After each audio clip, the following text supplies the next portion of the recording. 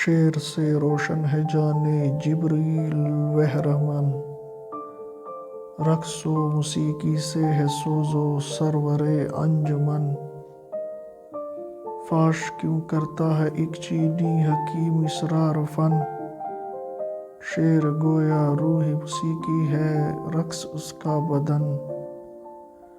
اس نظم میں علامہ محمد اقبال نے شاعری، موسیقی اور رقص کے ربط باہمی کو واضح کیا ہے۔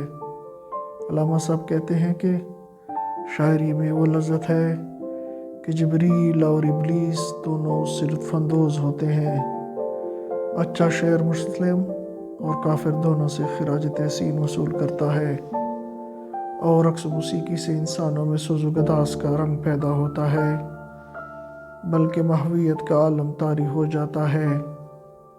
ایک چینی حکیم نے ان تینوں کے ربط باہمی کو اس طرح بیان کیا ہے کہ اگر موسیقی کو انسان فرض کر لیا جائے تو شاعری اس کے لیے بمنزلہ روح ہے اور رقص منزلہ بدن ہے، یعنی شاعری موسیقی کا باطنی پہلو ہے اور رقص اس کا ظاہری پہلو ہے۔